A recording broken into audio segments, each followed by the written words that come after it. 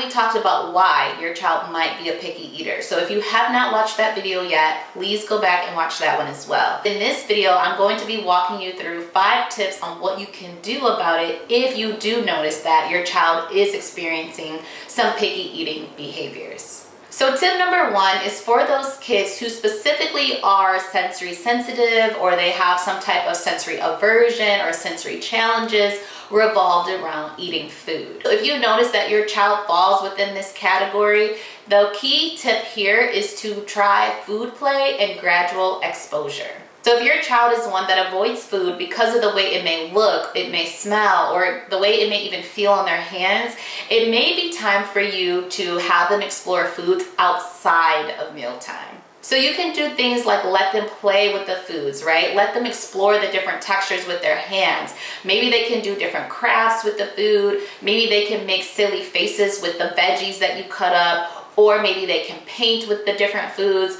For example, you could easily cut up some apple slices and put some yogurt on a plate and have them paint just using the yogurt, or have them paint using like a carrot stick and some chocolate pudding, right? You can be as creative and as fun as possible. Or you can even get them involved in the kitchen with you, right? Let them help you prepare a meal. Let them help you stir some food, or let them help you pour things from one container to the next.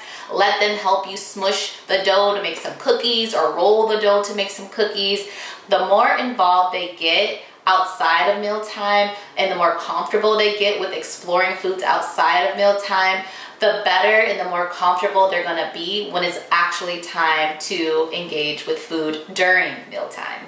Food play actually takes the pressure off of eating and really just puts back in that comfort and fun when it comes to being around food. Now, if you notice that even just doing food play elicits some type of severe reactions and severe responses from your child, for example, gagging at the sight of food, or even tensing up when they look at certain foods, you may want to get an OT or an occupational therapy referral who can further evaluate your child for sensory processing challenges. Now, tip number 2 is for my children out there that have some oral motor difficulties. These are the children that have difficulty with chewing food or knowing how to coordinate the muscles in their mouth to manipulate the food.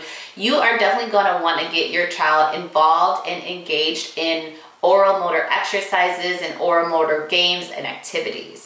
So what I mean by this is doing activities such as having your child to blow bubbles or blow whistles, blowing cotton balls across the table, trying to drink thick liquids through a straw, making silly faces in the mirror, moving their tongue from side to side, putting a piece of food right at the tip of their mouth and seeing if they can move their tongue to get it off, right? So doing all of these silly like oral motor games is really going to help strengthen their muscles in their mouths, which is going to help alleviate some of that discomfort when it comes to eating foods. So if you notice that even when you're playing these certain oral motor games, right, like blowing bubbles or blowing a whistle or doing those fun activities with their mouths, and they still are having a hard time, this could be a sign that they are having some weakness overall, and you may need to dive a little bit deeper into getting them the right supports. I would highly recommend that you get them in for a speech/feeding evaluation. Tip number 3 is for my kiddos out there that are having some struggles with that control, right?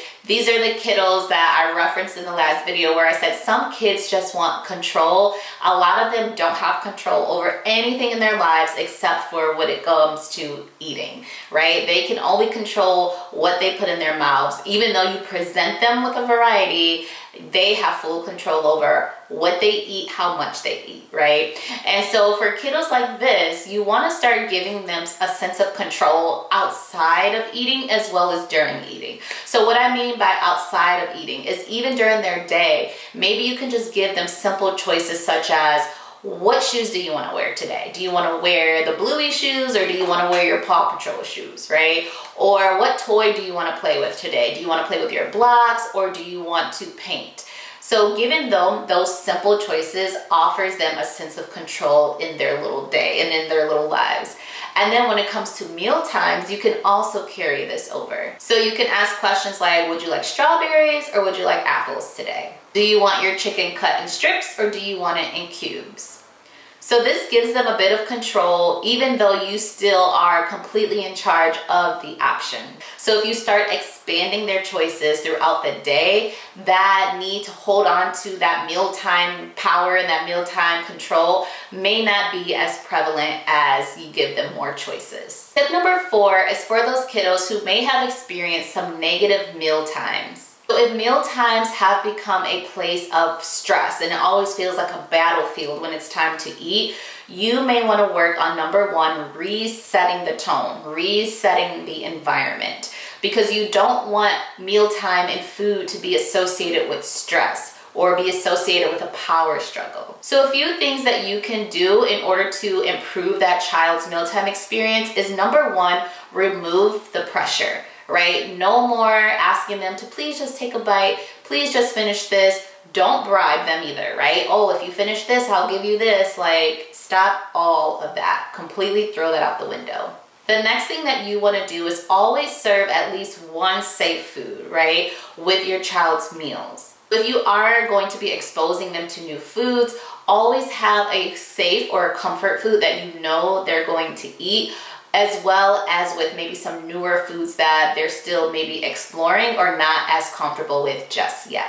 Also, you want to start shifting your focus. Instead of just eating, focus on exposure, right? So even if your child just looks at a new food, if they happen to smell a new food, if they happen to touch a new food, if they happen to be able to even be at the same table with a new food, even that can be progress. So make sure you're also focusing on those small little wins as well and not neglecting that, even if they're not necessarily eating, because all wins, even small wins, are big wins. And tip number 5 is for my kiddos out there that may be dealing with some type of underlying medical or gut issue.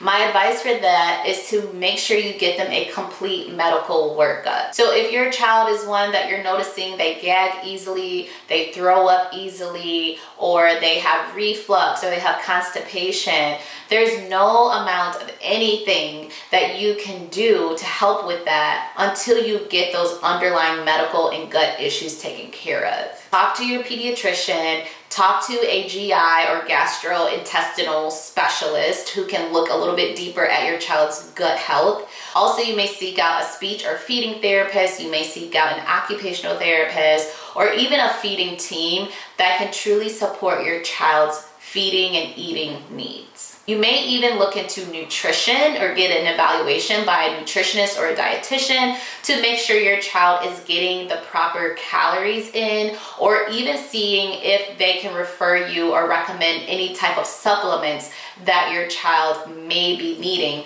because they are engaging in so many picky eating behaviors. So remember, every picky eater has a reason. So if you haven't seen my video on why it is that a child may be a picky eater, make sure you watch that next, and I'll link that here as well as in the description below. And if you found this video helpful, make sure number 1, you subscribe to this channel so that I can continue to provide you with free education regarding your child's development, and also share it to another loved one who may need some advice or who may need some more insight on early child development. So thank you guys for watching, and until the next time, bye.